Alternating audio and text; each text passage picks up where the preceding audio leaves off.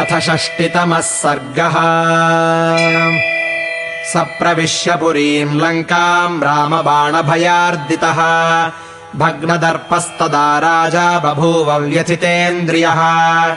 मातङ्ग इव सिंहेन गरुडेनेव पन्नगः अभिभूतो भवद्राजा राघवेण महात्मना ब्रह्मदण्डप्रतीकानाम् विद्युच्चलितवर्चसाम् स्मरन् राघव बाणानाम् विव्यथे राक्षसेश्वरः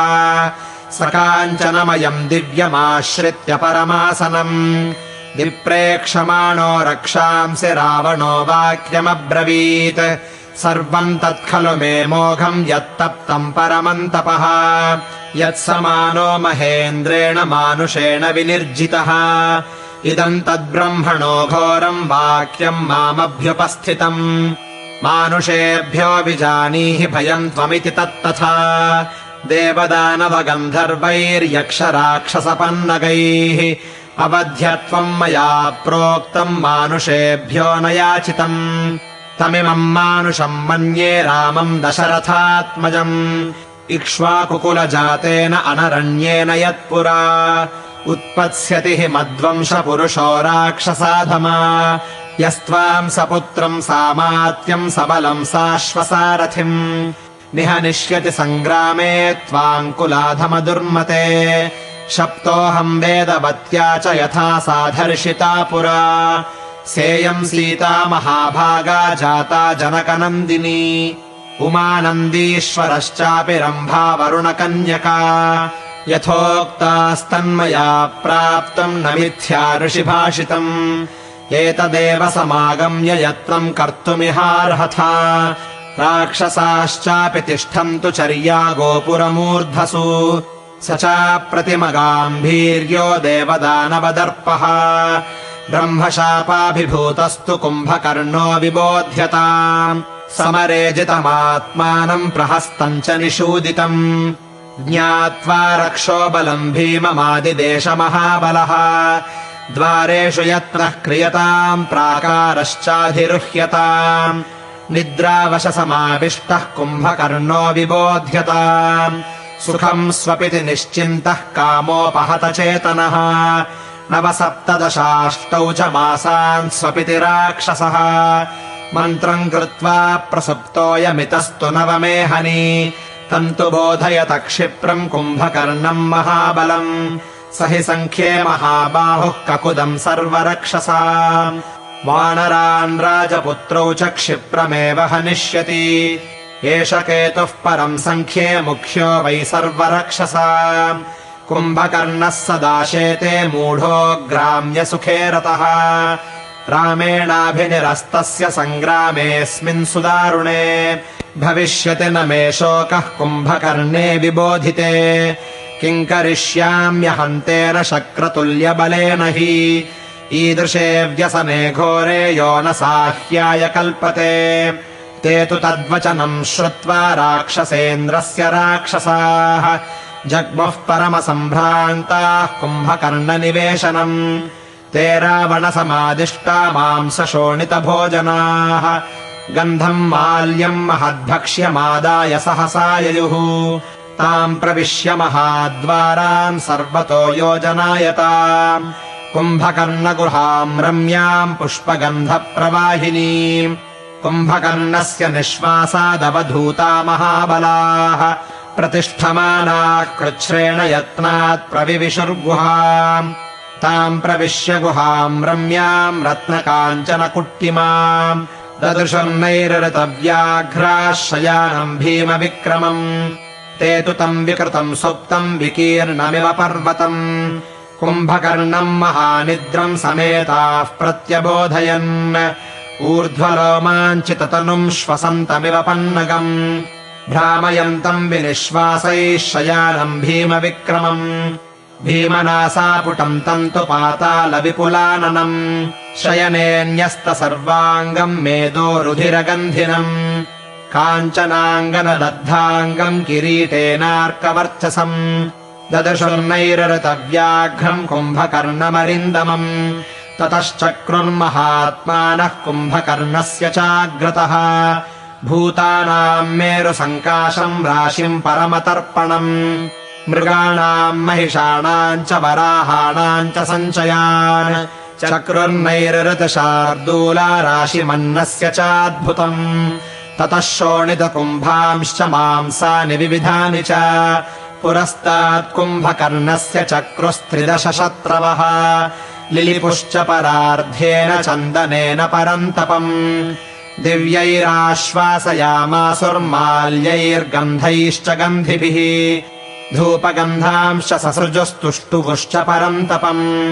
जलदा इव चानेदुर्यातु धानास्ततस्ततः शङ्खांश्च पूरयामासुः शशाङ्कसदृशप्रभान्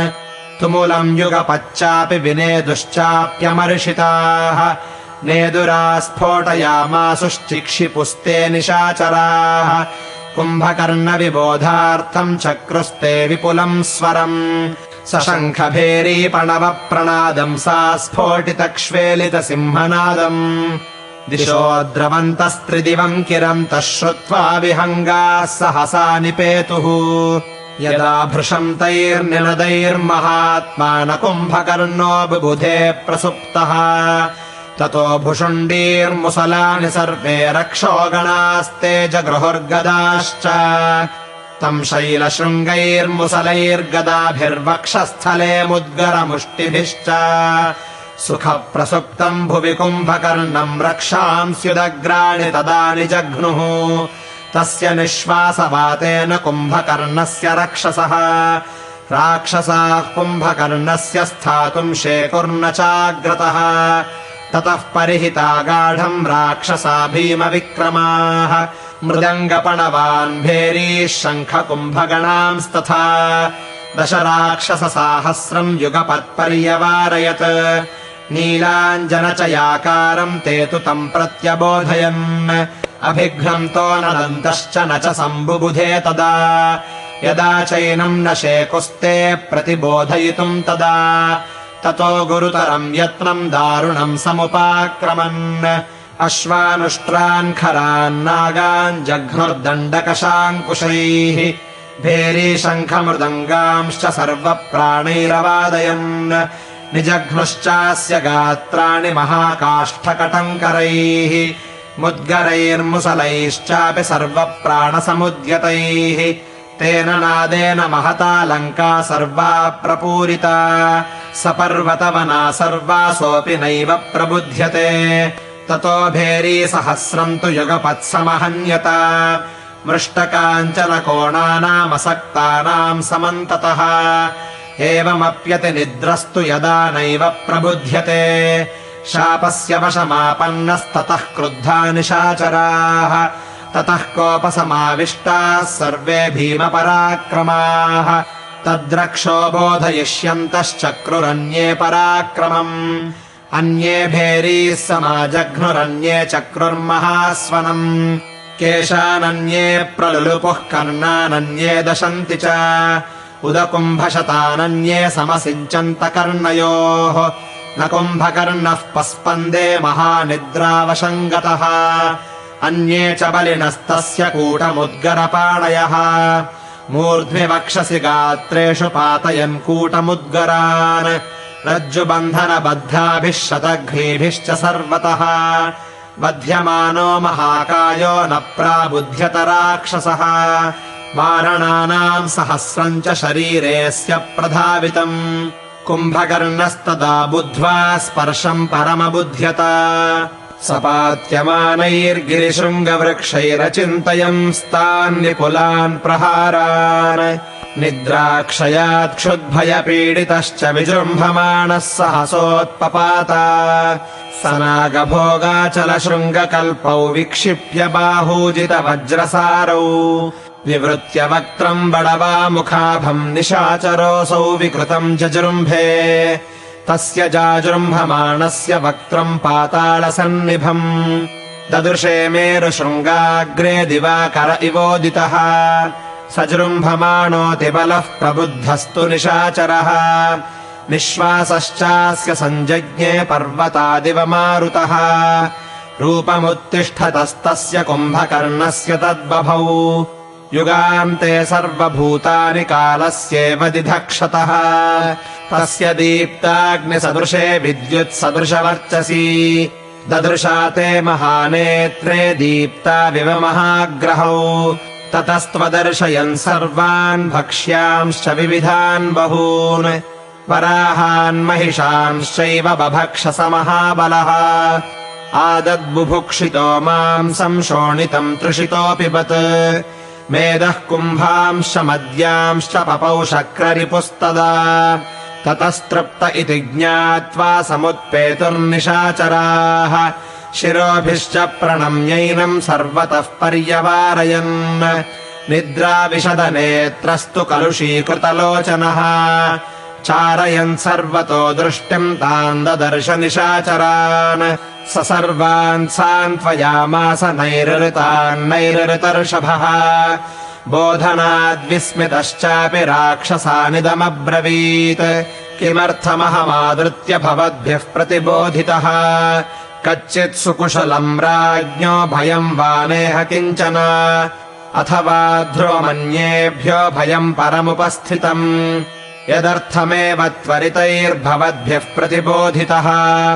अद्य राक्षसराजस्य भयमुत्पाटयाम्यहम् दारयिष्ये महेन्द्रम् वा शीतयिष्ये तथानलम् न ह्यल्पकारणे सुप्तम् बोधयिष्यति मादृशम् तदाख्यातार्थतत्त्वेन मत्प्रबोधनकारणम् एवम् ब्रुवाणम् संरब्धम् कुम्भकर्णमरिन्दमम् यूपाक्षः सचिवो राज्ञः कृताञ्जलिरभाषत न नो देव कृतम् किञ्चित् भयमस्ति कदाचन मानुषान्नो भयम् राजम् स्तुमुलम् सम्प्रबाधते न दैत्यदानवेभ्यो वा भयमस्ति नः क्वचित् यादृशम् मानुषम् राजन् भयमस्मानुपस्थितम् वानरैः पर्वताकारैर्लङ्केयम् परिवारिता सीताहरणसन्तप्ता द्रामान्नस्तु मुलम् भयम् एकेन वानरेणेयम् पूर्वम् दग्धा महापुरी कुमारो निहतश्चाक्षः सानुयात्रः सकुञ्जरः स्वयम् रक्षोऽधिपश्चापि पौलस्त्यो देवकण्टकः व्रजेति संयुगे मुक्तो रामेणादित्यवर्चसा यन्न देवैः कृतो राजानापि दैत्यैर्न दानवैः कृतः स इह रामेण विमुक्तः प्राणसंशयात् स यूपाक्षवचः श्रुत्वा भ्रातुर्युधि पराभवम् कुम्भकर्णो विवृत्ताक्षो यूपाक्षमिदमब्रवीत् सर्वमद्यैव यूपाक्ष हरिसैन्यम् स लक्ष्मणम् राघवम् चरणे जित्वा ततो द्रक्ष्यामि रावणम् राक्षसांस्तर्पयिष्यामि हरीणाम् मांसशोणितैः रामलक्ष्मणयोश्चापि स्वयम् पास्यामि शोणितम् तत्तस्य वाक्यम् ब्रुवतो निशम्य सगर्वितम् रोषविवृद्धदोषम् महोदरो नैरृतयोधमुख्यः कृताञ्जलिर्वाक्यमिदम् बभाषे रावणस्य वचः श्रुत्वा गुणदोषौ विमृश्य च पश्चादपि महाबाहो शत्रून् युधि विजेष्यसि महोदरवचः श्रुत्वा राक्षसैः परिवारितः कुम्भकर्णो महातेजाः सम्प्रतस्थे महाबलः सुप्तमुत्थाप्य भीमाक्षम् भीमरूपपराक्रमम् राक्षसास्त्वरिता जग्मुर्दशग्रीवनिवेशनम् तेऽभिगम्य दशग्रीवमासीनम् परमासने ऊचुर्बद्धाञ्जलिपुटाः सर्व एव निशाचराः कुम्भकर्णः प्रबुद्धोऽसौ भ्राता ते राक्षसेश्वर कथम् तत्रैव निर्यातु द्रक्ष्यसेतमिहागतम् रावणस्त्वब्रवीद्धृष्टो राक्षसांस्तानुपस्थितान् द्रष्टुमेनमिहेच्छामि यथा न्यायम् च पूज्यताम् तथेत्युक्त्वा तु ते सर्वे पुनरागम्य राक्षसाः कुम्भकर्णमिदम् वाक्यमूचू रावणचोदिताः द्रष्टुम् त्वाम् काङ्क्षते राजा सर्वराक्षसपुङ्गवः गमने क्रियताम् बुद्धिर्भ्रातरम् सम्प्रहर्षय कुम्भकर्णस्तु दुर्धर्षो भ्रातुराज्ञाय शासनम् तथेत्युक्त्वा महावीर्यः शयनादुत्पपातः प्रक्षाल्यवदनम् हृष्टः स्नातः परमहर्षितः पिपासुस्त्वरयामास पानम् बलसमीरणम् ततस्ते त्वरितास्तत्र राक्षसा रावणाज्ञया मद्यम् भक्ष्यांश्च विविधान् क्षिप्रमेवोपहारयन् पीत्वा घटसहस्रे द्वे गमनायोपचक्रमे ईषत्समुत्कटो मत्तस्तेजो बलसमन्वितः कुम्भकर्णो बभूरुष्टः कालान्तकयमोपमः भ्रातुः स भवनम् गच्छन् रक्षो बलसमन्वितः कुम्भकर्णः पदन्यासैरकम्पयत मेदिनीम् स राजमार्गम् वपुषा प्रकाशयन् सहस्ररश्मिर्धरणीमिवांशुभिः जगाम तत्राञ्जलिमालयावृतः शतक्रतुर्गेहमिव स्वयम्भुवः तम् राजमार्गस्थममित्रघातिनम् वनौकसस्ते सहसा बहिः स्थिताः दृष्ट्वा प्रमेयम् गिरिशृङ्गकल्पम् वितत्र सुस्ते सह यूथपालैः केचिच्छरण्यम् शरणम् स्मरामम् व्रजन्ति केचिद्व्यथिताः पतन्ति केचिद्दिशश्च व्यथिताः पतन्ति केचिद्भयात्ता भुवि शेरते स्म तमदृशृङ्गप्रतिमम् किरीटिनम् स्पृशन्तमादित्यमिवात्मतेजसा वनौकसः प्रेक्ष्य विवृद्धमद्भुतम् भयाद्दिता दुद्रुविरेयतस्ततः इत्यार्षे श्रीमद् रामायणे वाल्मीकीये आदिकाव्ये युद्धकाण्डे 6तमः सर्गः।